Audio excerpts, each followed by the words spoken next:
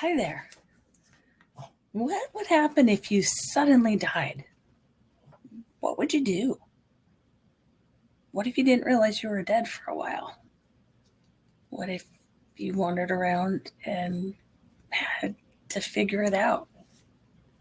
Hi, I'm Holly. This is Holly's Pandorium. It's a paranormal podcast. And I'm here to talk about what ghosts would like you to know today. I'm so glad you're back. So, ghosts have been in communication with me since I was a toddler. I am what is frequently referred to as a psychic medium. I live in Washington State. I have lived in a few states in my life, and I have been a number of places and experienced ghosts in many different ways. And I have a very good variety of experience over my lifetime. And so I wanted to just kind of help bridge the gap and share some things that I'm very familiar with that many people are not. And I just thought it might be interesting if you heard from them. So, in talking to ghosts, there's a few things they would love for you to know. One of them is if you were in Ireland, let's say for example, anywhere in Ireland, if you were visiting, if you owned a home, you would kind of expect to run into Irish spirits, right? Irish people, Irish living adjacent is what some like to be called. And so for this purpose, I'm just going to say ghost for now because that's the term everyone's most familiar with. But you would expect to see an Irish ghost, right? You're in Ireland. That would just make sense. The thing that's amazing about being in the United States is that we have a huge, huge, diverse group of people living in one place. And so first off the bat, anywhere you put your foot in the United States, you would be safe to assume it's Native American land. Wherever you're standing, it doesn't matter whether it's in a desert or by the beach, inland, it's safe to acknowledge and think about that is where someone, for many generations, we've only been here a couple of 100 years, guys. Think about it. In Europe, there's thousands and thousands of experiences that have happened on their soil. Same here. There's a ton of things that have happened here before us. So when we think of spirits, we don't always go to what kind of energy could be here, what kind of spirit can be here. A lot of times we assume it's something from the Old West, or maybe it's something familiar, maybe it's something from a generational difference, maybe from a war or whatever. But the truth is, because we've had so many different living people in this group of land masses that's known as the United States, it's really a good idea to try and keep an open mind and think that something that's trying to communicate with you or that's in your area that you've encountered could be from anywhere. So try to remember that. It's really helpful. And some of the stuff that ghosts have shared with me is absolutely hilarious. And I think that you would be amazed. I wish somehow, someday, that there would be technology that I could use that would allow people to click in and hear what I hear and see what I see. And for people that want to know more about how to do what I do, you're more than welcome to contact me and I'll help you with it. But in the meantime, here's some things that ghosts and spirits would like you to know. Number one, they still feel things. We still feel things. They can hear, they can see, and yes, they can even smell. They still sense things. They still sense danger. They still sense love and joy. And it's not what you would think. I mean, you tend to just think of spirits in a one-dimensional form, maybe a mist, maybe a smoke. You see a glimpse of them walking. Maybe you think they're just hanging out. They're experiencing stuff too. They're still sensing day and night. They're still sensing a lot of things about life in their emotional state. And most of all, they still have their thoughts. So that was the other thing that's really important that ghosts want people to know, and that is we have very long memories as ghosts do. This is me speaking on their behalf, okay? Just like you, sometimes we forget details about things in the past. but we don't ever forget the people that we left behind. And we love you. They all say that. It's so amazing. So, what does that mean? Their memories are long. Well, they've died at a period of time. And so, in their mind, just like sometimes we get stuck in a time period, like we might be very connected with our grade school years or our high school years, or maybe the years that we were first married or had our children or whatever it is. But we tend to get, our minds tend to focus on certain types of things. Well, as a spirit, they do the same thing. They're still thinking about what their life was like, and they're still observing other people living. And there's times when they can be around us, and other times they need to be on their own. They need to have quiet and space, and they need to reflect and think. And one of the things that they really most importantly wanted to share is that when they're around us in our homes or places where they reside, that, you know, it's a family home or a cemetery, even if you're around an area where you suspect a family member might be, or you're hoping they will be, they want you to just know that they are so excited. They love it. They love it. They love it when you notice them.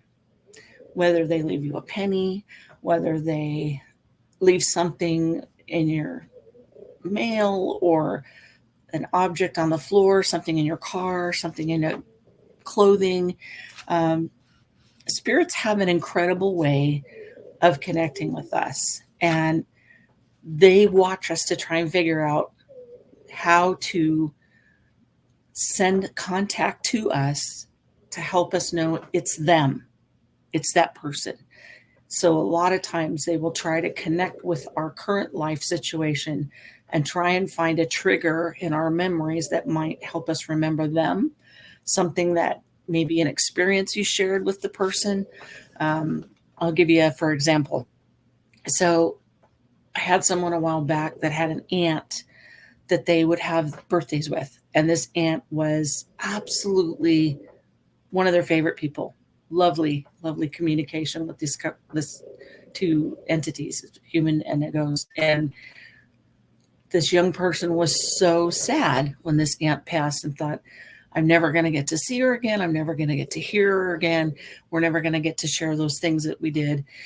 And this aunt came right up as soon as this gal met with me and was so excited because she'd been trying for 2 years to communicate with her niece and let her know, I'm still here. I still love you. I still care about you and all that you're doing. And I'm so excited that you want to talk to me because I'm not gone. I'm still here. And so do all ghosts hang around? No.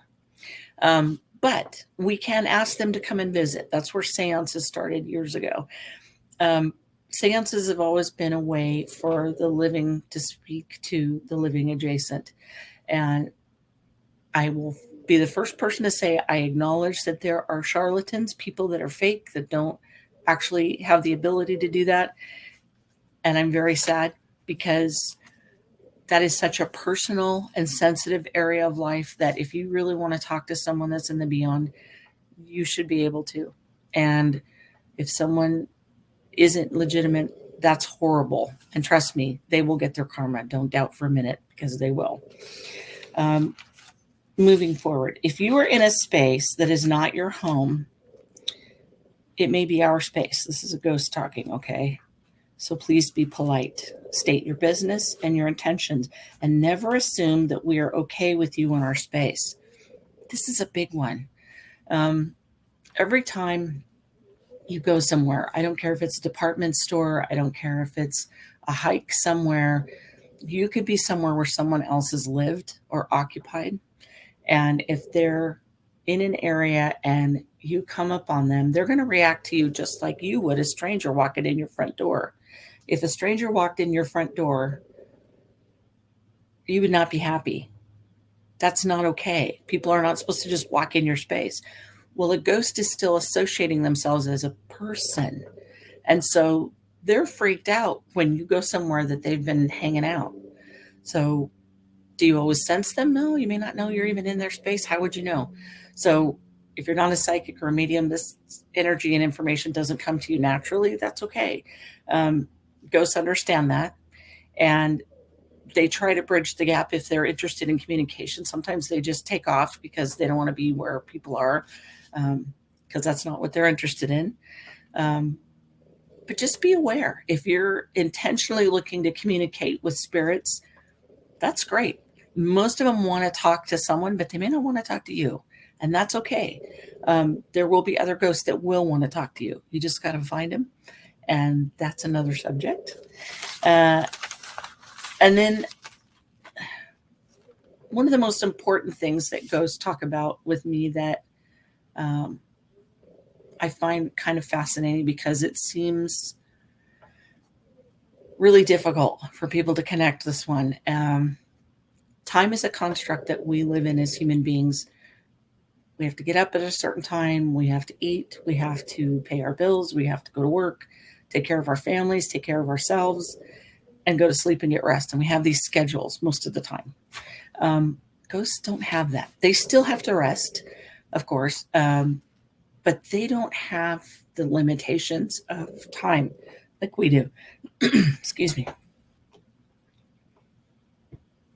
So it's really important to know that they don't value time like we do, because it doesn't affect them in the same way. That's not to say that, for example, a couple of local ghosts connected with me not too long ago, and they had been wandering the riverside area of Washougal, or I started to say Oregon, sorry, Washougal, Washington. They were actually brought in as slaves on a ship. There were two brothers, and they'd been here for a really long time. And it took them years to learn English, to understand where they were, to understand their surroundings. They literally, to put it in their words, they woke up dead, which is a term I hear a lot, unfortunately. Ghosts that die suddenly oftentimes take more than a minute to figure it out, I'm sad to say. If you were to die and wake up dead, let's say, this is a strange, to try and use your imagination and follow me for a minute. If you die somewhere that you're not familiar with, and you become aware that you are no longer in your body, and you're somewhere where they don't even speak your language, what the heck do you do? How do you figure that out? How do you handle that? These two gentlemen at least had each other, thankfully, and they took time to process what had happened.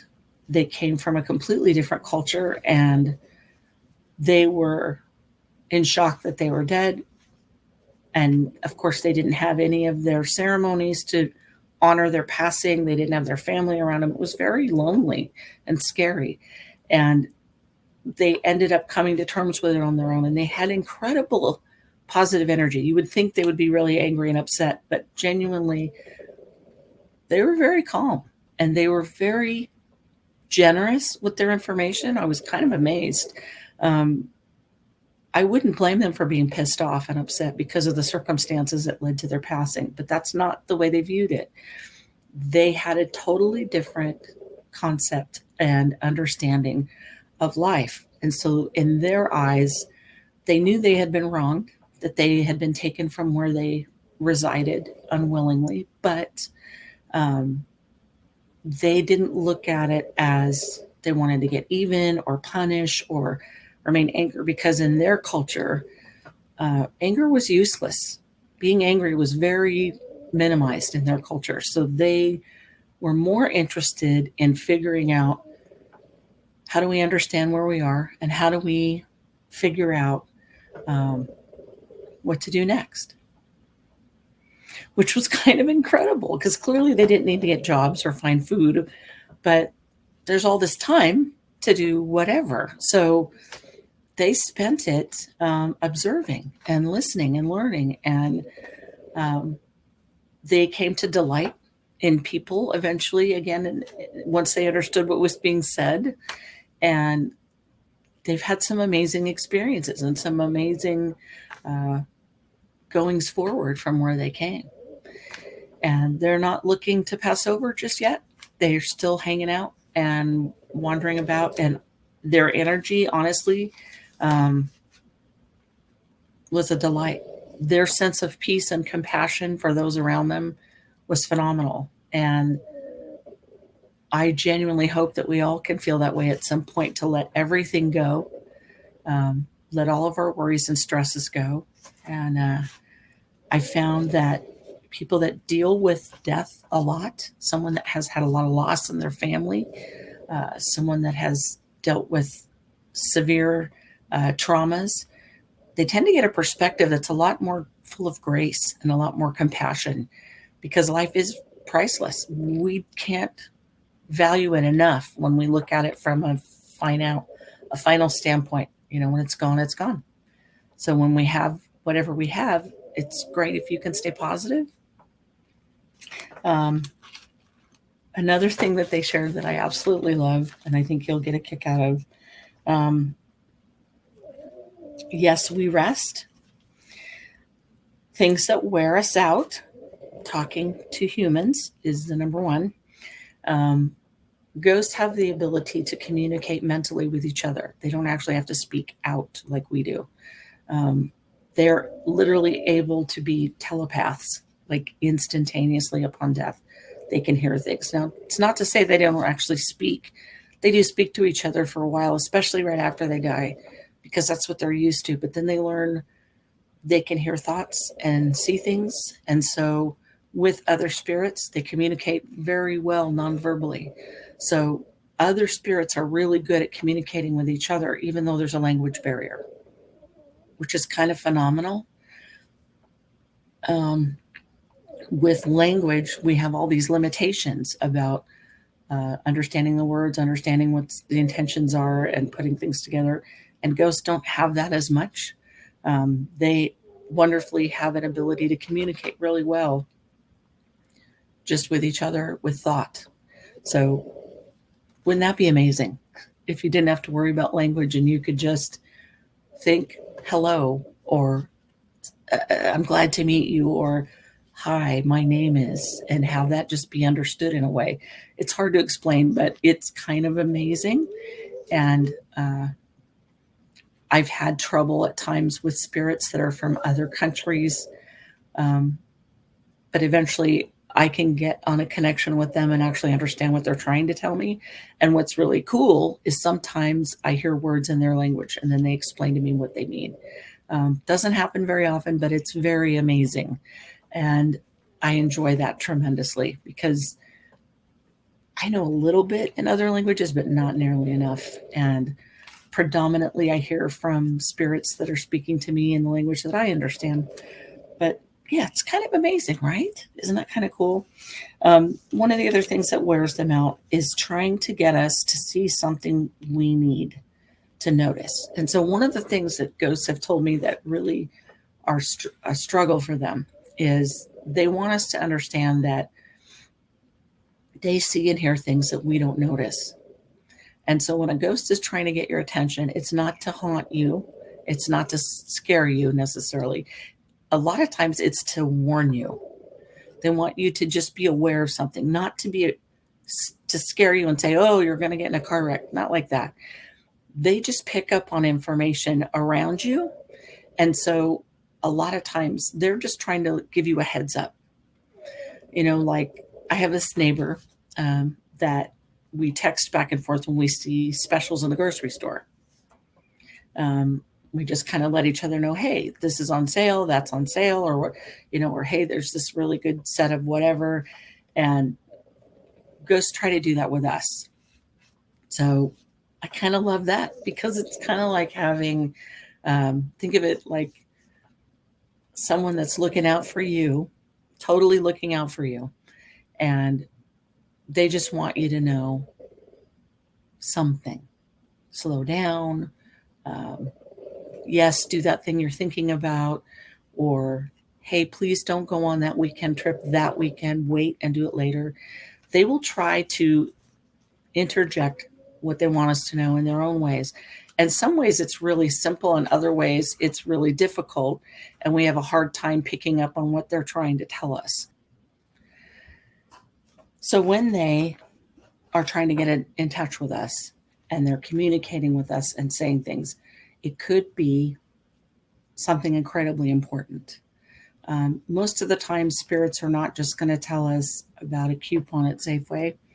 They're going to tell us about something significant, because it takes a lot of their energy to say anything.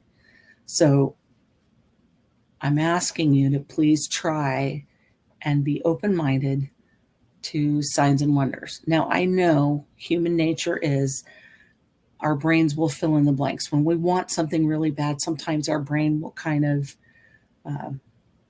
embellish what we see and hear and make us think we're seeing something that's not really there. And we know that. So instinctively, we're incredibly suspicious of anything that might happen. Of generations in the past, our ancestors were very, very aware of their ancestors. They were much more in tune with sound and activity around them. They didn't have all the distractions we do. We have a ton of things that bombard us all the time. So when little things happen around us, we don't always catch it. We don't always notice, unless it's something like our keys are moved, or the remote is missing and it's in a really weird place when you find it, like somewhere you would never have put it. That's something to pay attention to. How do you get in touch with that kind of energy, and how do you connect with that?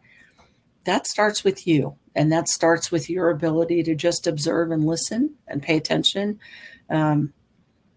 A lot of what I would recommend is, if you have odd things happen that you start to notice and you decide, I'm going to pay attention, I'm going to figure it out, I'm going to listen. And you just write down random stuff that happens. It might not mean anything, but then you might find connections later. Maybe it does mean something. Maybe it is someone trying to communicate with you. If you have difficulty figuring out who it is, that's when you contact someone like me and just ask for some help. That's what we do. That's what psychics and mediums do. And we love it. That's our jobs. We've been instilled with this way of communicating with the afterlife, and it's a blessing. It can be a burden at times, but it overall is a huge blessing. And when I get to help people, and I've done this with many people for several years, just helping them get in touch with their future, getting in touch with their past, helping people sort out things. It's amazing. And I can tell you that the spirits that linger, 99.9% of them have no desire to mess with your life and screw things up for you. That's not their goal. They have their own journey they're on. They have their own stuff to do. They have their own thoughts. They have their own designs. They have their own fears. They have their own whatevers. And they're not so bored as to make our lives miserable. They're just not. So it's kind of incredible, but they want us to know. In particular, one of the ghosts that talked to me today said, that please pay attention. If we're trying to talk, it could be much more than just, hi, I'm here. Which I thought that was very well put, right? Because a lot of times we think, a spirit just wants to talk to me, just wants to say something, just wants to say hello or say they're there. But truly, a lot of times they just want to let us know something important too. It could be something far beyond there. I know that there's a lot of stories that people have a feeling they miss something in their life. Spirits will come to me a lot of times with the same type of problems that human beings have, of confusion and needing to sort things out, having regrets, having missing people, missing family, missing friends. There's times that people just aren't ready to go to the next level. So they're kind of in an in-between. They're kind of hanging out on earth, still with their soul and spirit intact, and they're reliving their life that they had. and reflecting and then observing what's going on in front of them. And sometimes it's super overwhelming. Other times, some of them just wander. They wander. They, I guess you could call them like a gypsy ghost. And they like to just go places they didn't go before. They like to see things. They figure out how to travel. There are places that ghosts can go to that are kind of like an airport or like a train station. And they can get together and launch themselves somewhere farther away very quickly. Other times they journey as a passenger with others. And I don't want you to get scared and think there's ghosts in your trunk all the time, because that's not it. They tend to go where they're welcome and safe. They're just like us, and that's they are afraid of being around things that aren't healthy and things that can harm them. They can get drained pretty badly at times around negative energy, so they avoid it typically. They much prefer to be around happy people. But again, if it's a family member and you're really down and out, they are going to stick around you and they're going to help you as much as they can with little things to try and make you smile and try to remind you that your life is valuable. And no matter how bad you might feel, you're blessed because you're in a body and you have a way to work things out. When you lose your body, you lose a lot of your ability to sort things out. Communication becomes very complicated with the living, and it's hard to have a do-over in a situation when you've lost your body. It's very hard. And so there's people sometimes that will hang out and check on their families. A common occurrence with spirits that are staying in the in-between, they'll travel between family members and just check on them. They just want to see how they're doing. I had a ghost not too long ago that came by, and because of the time thing where they hadn't realized how much time had passed, it's not like they have a ghost calendar to check off the days of the week. They had spent a long time away at another location and came back to where they had lived, and their family had all left. They had sold the house and moved. In this day and age, people move a lot more than they used to. And for ghosts, that's super frustrating. They don't have the ability to track us on the internet and find us and check with the postmaster. You know, when you move and there's no forwarding address for a ghost, it takes them a long time to find us, but oftentimes they will keep looking until they find us. How do you connect with a spirit in the beyond if you're interested in doing that? It's easier than you think. One of the fastest ways is to go to their grave and just talk to them. They will come, maybe not right away, but they do come. If you don't have a grave, as a lot of people have gotten cremated and they're just hanging out at someone's home or fireplace mantle in an urn and that whatnot, talk to it, talk to the ashes. Anything that they're really connected with in life, whether it's their favorite car or an article of clothing, it can be anything that has an essence remaining from that person, an energy imprint, as you would. It's kind of like, if you think of it as anything that person touched or held dearly, their energy is going to stay with it. Energy doesn't leave. It can transfer, but if there's an object that a loved one had, a piece of jewelry is my favorite because it's small and easy to hold on to. But it can be as simple as a sock. It can be a hat. It can be a pot holder. It can be any number of things can help you connect with a loved one, and just hold it and quiet your mind and think about them and just talk to them as though they're in the room. And you don't have to talk out loud. You can talk in your mind. If you would prefer to keep that a private thing and not let everyone hear what you're doing, I get that.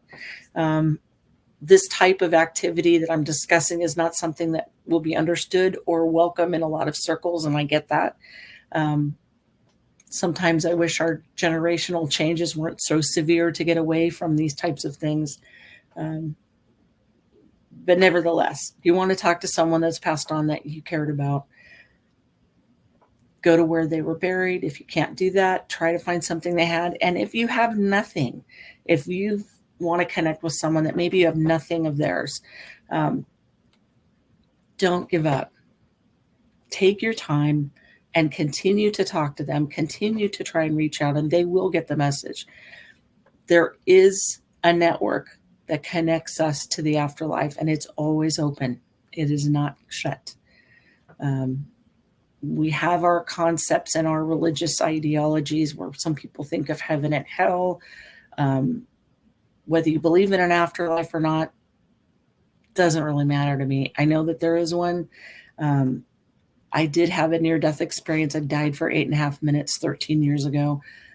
Been there, done that, okay? So if you're not sure that there's an afterlife, but you really would like to talk to somebody, just do that. Just focus on that person or people. It can be more than one, but one at a time is helpful. Your thoughts have energy, and every time you think or pray or meditate, you're sending out information. So if you're thinking about, hey, I really want to talk to you, they will get it, and they will come, and they will listen. Will they acknowledge you and give you a sign that they're there? If they're able to, if they want to.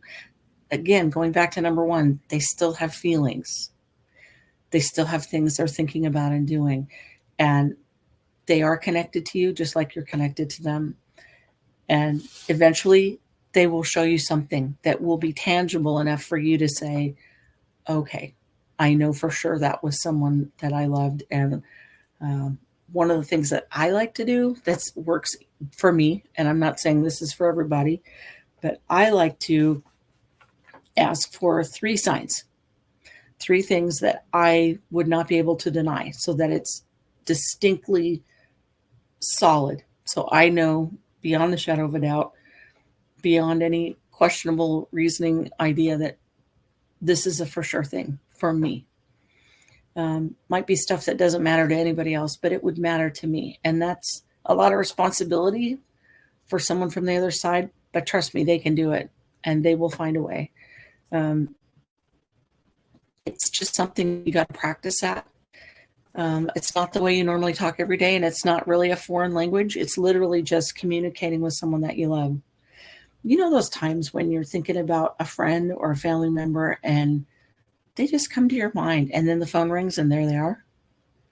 Or you call someone and they say, wow, I was just thinking about you.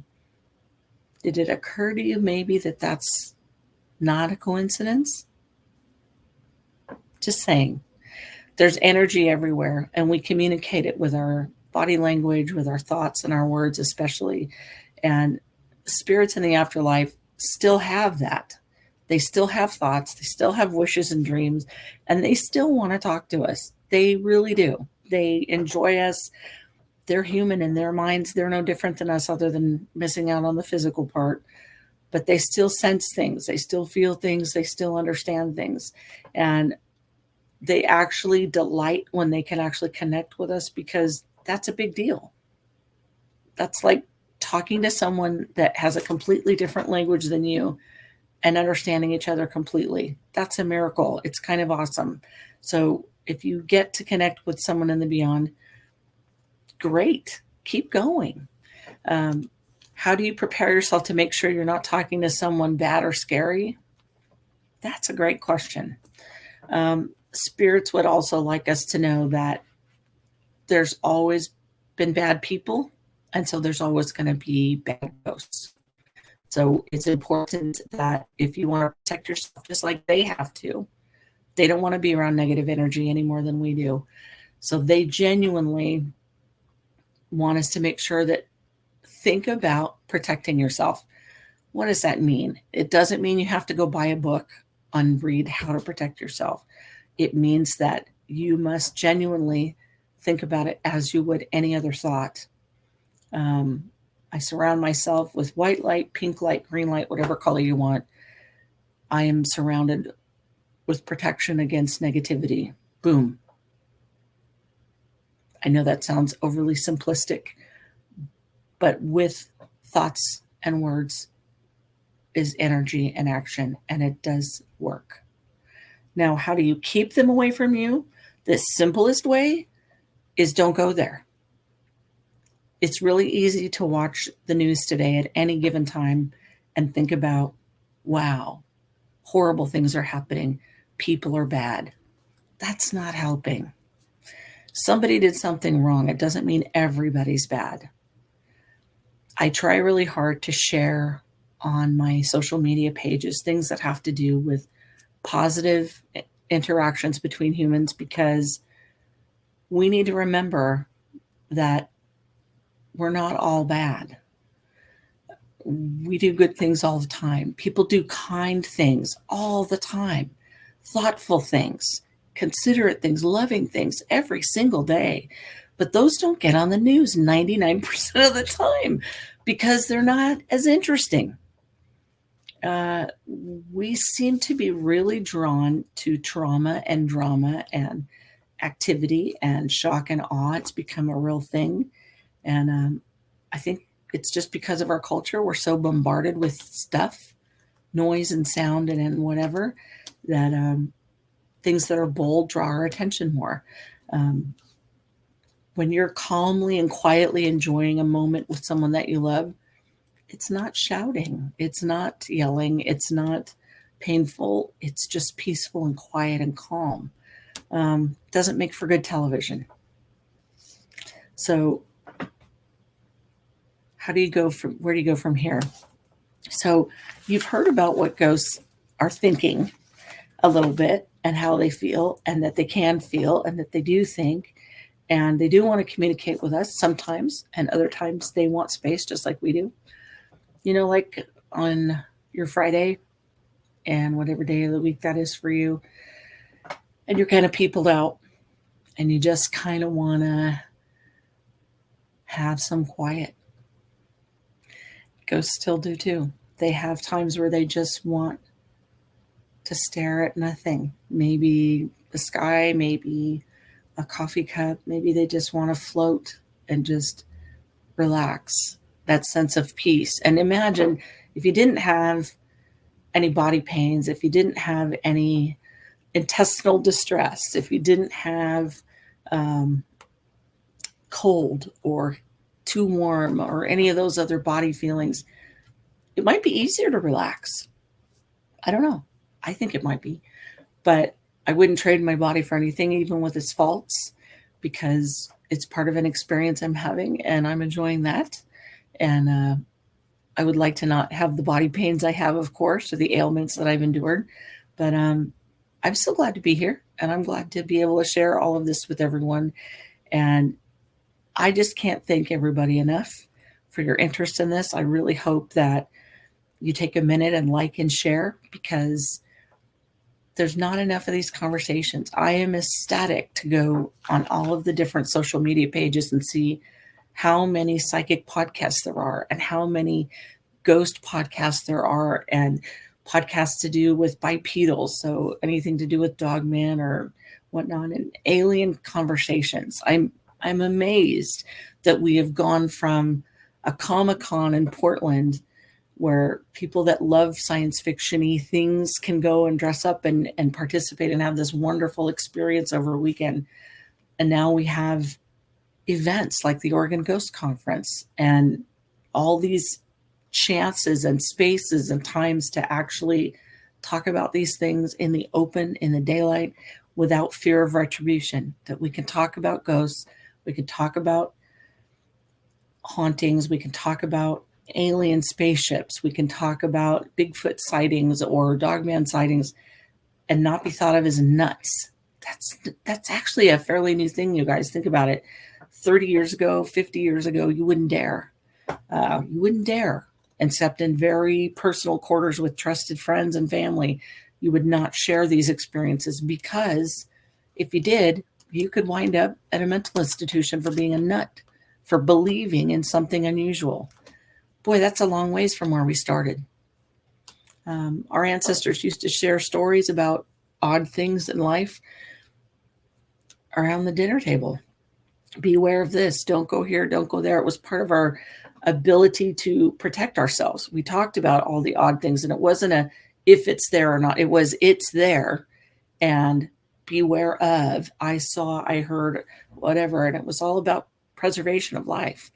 We talked about these odd things and these odd conditions to help keep ourselves continuing in life and being safe.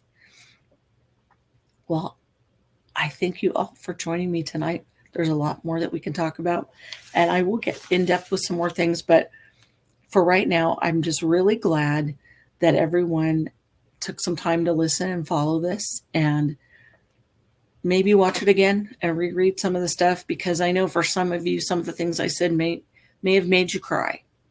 And so if you cried at some of the parts about ghosts loving you and caring about you, I know there's some people that are going to watch this that's going to really hit hard. You just want that confirmation so bad. You just want to know your loved one is okay. They're okay. They're not hurting anymore. And it doesn't seem real unless you see it yourself. I get that. I respect that. As someone who's talked to ghosts pretty much my entire life, as far as I can remember, they're still here. They're still around. They love us. That never stops. Just because they lose their bodies doesn't mean they lose your body. They're still connected to you. They still cheer for you when you have a really good day. They still send loving thoughts to you. So they still encourage us. They still do things for us. They still participate in our lives because they care and because they can. So yay. That's kind of awesome, isn't it? Don't be afraid of what you don't understand. Ask questions, look, try to find out answers. I will do my best to answer each and every question. I'm getting through them. I don't get to them as fast as I would like. But genuinely, I'm very glad to be able to share all this with everybody, because long after I'm gone, I want to make sure that there's a way for people to connect with their own understanding. Connect with what you don't see all the time and what you don't hear all the time, but you suspect might be real. I encourage everyone to attend something that's out of your comfort zone. Go to that UFO fest in another city, or go to a Bigfoot fair, or listen to a podcast you've never listened to before. Check it out. Do some investigation, do some research, and above all, keep your thoughts above. Keep your thoughts above the negativity, please. Keep your thoughts filled with kindness and understanding. There's a lot that we don't know. And it's easy and comfortable to assume that all that we see is all that there is. The afterlife is vastly, vastly larger than the physical world we live in. It's enormous. There's billions and billions of years of existence here on this planet, this big, beautiful planet that we live on. There's so much life energy. There's energy in our water. If you ever saw any of that information from that wonderful scientist in Japan that did a study of water, and he showed what ice does, happy water, negative water, they screamed and yelled at water and then froze it, and it had different crystals than the water that they sang to. There's energy in literally every part of our planet. Everything. The air that we breathe, water, the ground we stand on, and we're full of energy too. As people, and spirits are full of energy. They have a lot of energy. Rocks have energy. If you've ever messed with crystals, they work. If you are receptive to it and can sense it, good on you. If there's other things that really speak to you, maybe all of this sounds like a bunch of hooey to you, and that's okay too. Eventually stuff will connect with you and you'll figure things out. You will. And I trust that everyone will take care of themselves. Please take care of the people that are around you. It matters that we're kind to each other. It matters that we lift each other up. There's way too much bashing going on. There's way too much negativity in the world. Try to be a part of the solution and not the problem. I encourage you to be open. I encourage you to be positive. And this is Holly saying thank you so much for listening or watching. And I will be back with you again soon. Please send me any messages that you have. If you're curious about something and you genuinely want to ask me a question or let me know something. You can find me. I'm trying to find something on my screen. Forgive me for not looking for just a moment. And I'm not finding it. Okay, so you can contact me, Holly Jordan, on Facebook, on Instagram. You can message me on Gmail at Holly's, HOLLYS, Pandorium, PANDORIUM, at gmail.com. Shoot me an email, shoot me a message, and just ask me a question. If you want to talk to someone in the beyond, if I can't help you, I'll find someone who can. Right now, my readings are very backed up, so I'm going to be a while. But I will get to everyone as often as I can, and I will answer questions as much as I can. Thank you so much for joining me today. This is Holly from Holly's Pandorium saying thank you again, and I'll see you soon.